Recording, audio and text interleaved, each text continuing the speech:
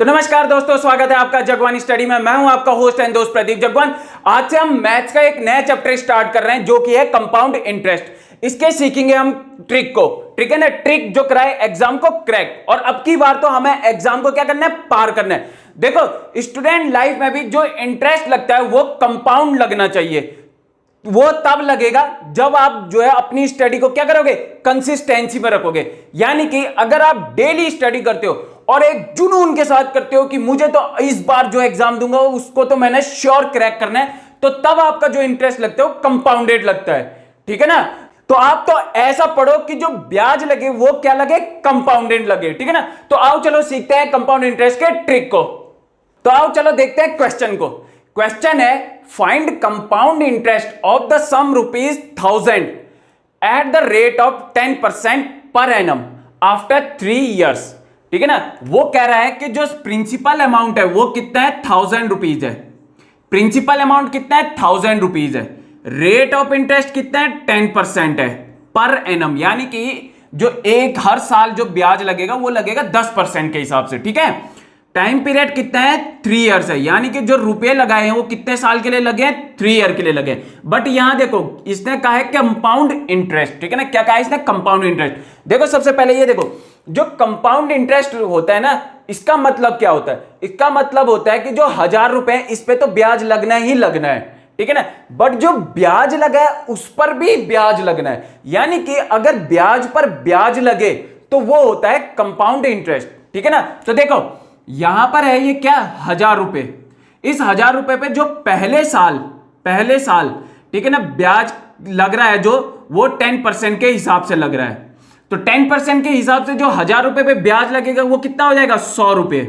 कितना हो जाएगा, ₹100। वैसे ही जब हम दूसरे साल देखें तो 10% के हिसाब से जो ब्याज लगेगा ₹1000 पे वो कितना लगेगा, ₹100 लगेगा, ठीक है ना। अब देखो यहां पे ₹100 लगा था इस 1000 पे, ठीक है ना। हमने जस्ट रुपए लगाए थे, ठीक है ना। बट यहां दूसरे साल क्या होता है कि हमने ₹1000 पे हमें ₹100 ब्याज तो मिल गया, बट जो पहले साल ब्याज मिल रहा है अब उस पर भी ब्याज लगेगा। तो उस पर कितना ब्याज लगेगा, ये लगेगा ₹10। कैसे, क्योंकि जो हर साल ब्याज दर है वो कितना है, 10% है, ठीक है ना।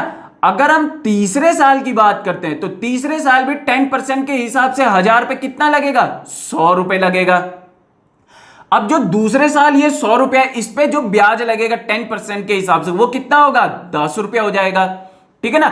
अब जो ये ₹10 ब्याज लगा था इस पर भी ब्याज लगेगा, तो 10% के हिसाब से ये कितना हो जाएगा, ₹1 हो जाएगा, ठीक है ना। अब जो ये ₹100 था पहले साल, ये जो पहले साल ₹100 लगा था इस पर भी ब्याज लगेगा, तो इस पर जो ब्याज लगेगा 10% के हिसाब से वो कितना हो जाएगा, ₹10 हो जाएगा। कितना हो जाएगा, ₹10 हो जाएगा, ठीक है ना। अब अगर मैं यहां पे कंपाउंड इंटरेस्ट टोटल करूं, ये सारा जितना भी ब्याज लगा है इन सबको टोटल करूं, तो ये कहलाएगा क्या, कंपाउंड इंटरेस्ट। ये कंपाउंड इंटरेस्ट कितना बन रहा है, ऊपर के जो ये है ये तो हो गए 300, कितने 300, इनको टोटल करूं तो ये हो जाएंगे कितने, 31। तो यहां पे जो कंपाउंड इंटरेस्ट है वो कितना लग रहा है, ₹331 लग रहा है, ठीक है ना। कितना लग रहा है, ₹331। अब देखो अगर पेपर वाला कंपाउंड इंटरेस्ट ना पूछता, वो पूछता अगर सिंपल इंटरेस्ट, तो देखो सिंपल इंटरेस्ट क्या होता है ये हमने इससे पहले वाले चैप्टर में पढ़ चुके हैं। बट यहां पे आप देखो अगर वो पूछता सिंपल इंटरेस्ट, कंपाउंड इंटरेस्ट ना पूछता सिंपल इंटरेस्ट, तो देखो जो पहले साल 10% के हिसाब से लगेगा वो लगेगा ₹100 ब्याज, दूसरे साल 10% के हिसाब से जो लगेगा वो लगेगा ₹100, ठीक है ना। बट सिंपल इंटरेस्ट पे ब्याज नहीं लगता है, ठीक है ना। तो तीसरे साल देखो, तीसरे साल भी कितना लगेगा ब्याज, वो लगेगा ₹100। आप देख रहे होंगे यहां पे कहीं पे भी ब्याज पे ब्याज नहीं लग रहा है। जहां पर ब्याज नहीं लगता है उसे हम कहते हैं सिंपल इंटरेस्ट, बट जहां ब्याज पे भी ब्याज लगे इसे हम कहते हैं कंपाउंड इंटरेस्ट, ठीक है ना। तो अब यहां पे देखो इंटरेस्ट जो होगा वो क्या होगा, सिंपल इंटरेस्ट। कितना है यहां पे, ₹300। कितना है, ₹300। और यहां पे कितना लग रहा था, 1000 पे कंपाउंड इंटरेस्ट, वो लग रहा था ₹331। अगर आप दूसरे तरीके से इसे कहो तो देखो एक आदमी है वो ₹1000 देता है किसी को उधार, कहता है 10% का ब्याज है 3 साल के लिए सिंपल इंटरेस्ट पर, तो उसको जो अगर रुपए वो लौटाएगा तो प्रॉफिट कितना होगा उसे, ₹300 का होगा।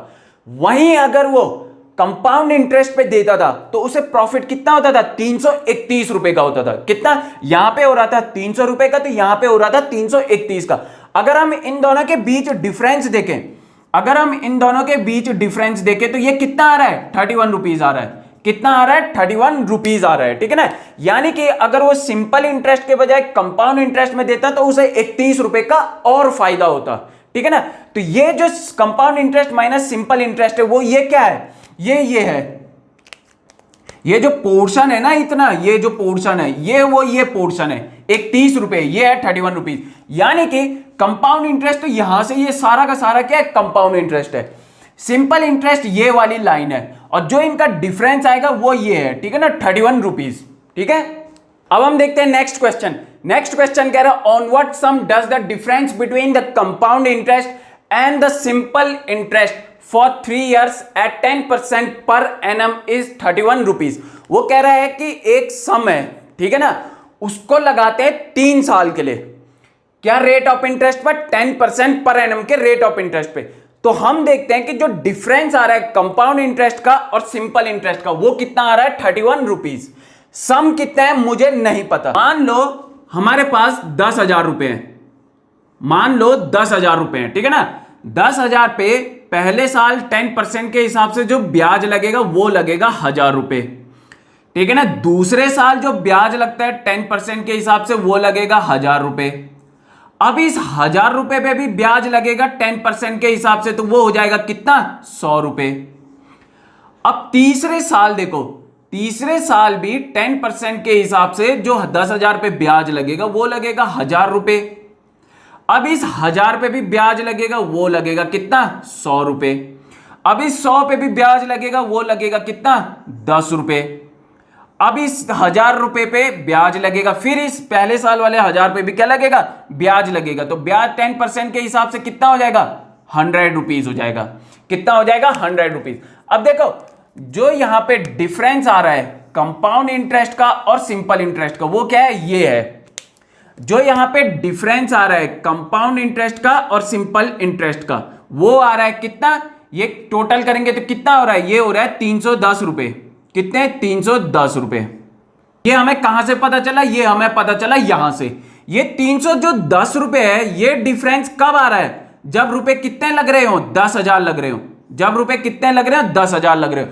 तो फिर जो 31 रुपए का डिफरेंस है ये कितने प्रिंसिपल अमाउंट पे आएगा, ये कौन से प्रिंसिपल अमाउंट पे आएगा। ठीक है ना, तो वो आएगा, ठीक है ना, वो आएगा 1,000 रुपए पे। कितना, 1,000 रुपए पे। यानी कि वहां पे जो सम है वो कितना है, 1,000 रुपीज है। तो हम ऑप्शन देखते हैं तो हमें मिलता है डी आंसर। ठीक है ना, D is the right answer of this question. ठीक है ना, देखो नेक्स्ट क्वेश्चन देखते हैं। The compound interest on ₹2,000 in 2 years if the rate of interest is 4% per annum for the first year and 3% per annum for the second year will be। ठीक है ना, वो क्या कह रहा है, देखो 2,000 रुपए लगते हैं 2 साल के लिए। ठीक है ना, बट जो रेट ऑफ इंटरेस्ट है पहले साल का वो है 4% और जो दूसरा रेट ऑफ इंटरेस्ट है सेकेंड ईयर के लिए वो है 3%। जो प्रिंसिपल अमाउंट है वो है कितना, 2,000। कितना है, 2,000। और जो इंटरेस्ट लग रहा है ये कैसा लग रहा है, कंपाउंड इंटरेस्ट लग रहा है। क्या लग रहा है, कंपाउंड इंटरेस्ट। और टाइम पीरियड क्या है, 2 इयर्स के लिए। ठीक है ना, बट ये देखो ध्यान दो 4% लग रहा है कि कौन से ईयर के लिए, फर्स्ट ईयर के लिए 4% है। इसका मतलब जो पहले साल ब्याज लगेगा वो लगेगा 4% के हिसाब से। तो ये कितना हो जाएगा, 80 रुपया हो जाएगा। ये कितना हो जाएगा, 80 रुपए। अब देखो जो दूसरे साल बोल रहा है वो दूसरे साल क्या है, रेट ऑफ इंटरेस्ट वो है 3%। ठीक है ना, तो यानी कि जो दूसरे साल ब्याज लगेगा इस 2,000 रुपए पे वो कितना लगेगा, वो लगेगा 60 रुपीज, यानी कि 60 रुपए। बट एक चीज और ध्यान दो, क्या बात कर रहे हैं यहां पे, कंपाउंड इंटरेस्ट की, यानी कि ब्याज पर भी ब्याज लगेगा। अब पहले साल ब्याज क्या लगा था, 80 रुपए, तो दूसरे साल इस 80 रुपए पे 3% के हिसाब से अब क्या लगेगा, ब्याज लगेगा। तो वो कितना हो जाएगा, 2.4 रुपए। कितना, 2.4 रुपीज। ठीक है ना, अब अगर मैं इनको टोटल करूं तो ये मिल जाएगा मुझे क्या, कंपाउंड इंटरेस्ट। ये कितना मिल रहा है मुझे, ये मिल रहा है 142.4 रुपीज, जब मैं ऑप्शन में देखता हूं तो ऑप्शन में मैं पाता हूं ये है ऑप्शन नंबर 1, ठीक है ना। तो यहां पे देख रहे हो उसने 2000 रुपए लगाए थे 2 साल के लिए, यानी कि पहला साल और दूसरा साल। पहले साल का जो ब्याज है वो है 80 रुपए, रेट ऑफ इंटरेस्ट 4% पे, ठीक है ना। दूसरे साल जो ब्याज है वो है 60 रुपए, क्यों? क्योंकि यहां पे रेट ऑफ इंटरेस्ट है कितना, 3%। बट ये बात कर रहा है कंपाउंड इंटरेस्ट की, तो कंपाउंड इंटरेस्ट में क्या होता है, ब्याज पर भी ब्याज लगता है। अब जो दूसरे साल इस पे जो ब्याज पे ब्याज लगेगा वो लगेगा किसके हिसाब से, 3% के हिसाब से, तो वो कितना आ रहा है, 2.4। तो नेक्स्ट क्वेश्चन देखते हैं। नेक्स्ट क्वेश्चन कह रहा है on a certain some of money the compound interest for 2 years is ₹492 and the simple interest for the same period of time is ₹480. The rate of interest per annum। वो कह रहा है कि एक सम of money है, कुछ रुपए हैं जिसे अगर कंपाउंड इंटरेस्ट पे लगाते हैं 2 साल के लिए तो कितने रुपए मिलते हैं, 492। अगर उसी रुपये को सिंपल इंटरेस्ट पे लगाएं 2 साल के लिए तो कितने रुपए मिलते हैं, 480 रुपीज मिलते हैं। तो बताओ rate of interest per annum कितना है, ठीक है ना। देखो 2 साल के लिए कितने हो रहे हैं सिंपल इंटरेस्ट पे रुपए, 2 साल के लिए कितने हो रहे हैं, 480 रुपए हो रहे हैं। कितने, 480। तो 1 साल में कितने होंगे, 1 साल में होंगे 240। यानी कि एक सम है, अगर उसे सिंपल इंटरेस्ट पे लगाते हैं तो पहले साल ब्याज लगता है कितना, 240, दूसरे साल ब्याज लगता है कितना, 240, ठीक है ना। वहीं अगर उस सम को मैं कंपाउंड इंटरेस्ट पे लगाता हूं तो पहले साल मुझे मिलेगा ब्याज कितना, 240। क्यों? क्योंकि ये जो ऊपर वाली लाइन होती है ये क्या होती है, सिंपल इंटरेस्ट की होती है। पहले साल मिला 240, दूसरे साल भी मुझे मिला कितना, 240। बट कंपाउंड इंटरेस्ट में क्या होता है, ब्याज पर भी ब्याज लगता है। अब जो इस पे ब्याज लगेगा ये कितना लगेगा, देखो ये कितना लगेगा, 492 है यहां पे, और अगर इसको माइनस कर दें 480 से तो कितना आएगा, 12 रुपीज आएगा। कितना आएगा, 12 रुपीज, ठीक है ना। तो इसका मतलब जो दूसरे साल ब्याज लग रहा है पहले साल के ब्याज पर वो कितना लग रहा है, 12 रुपए लग रहा है।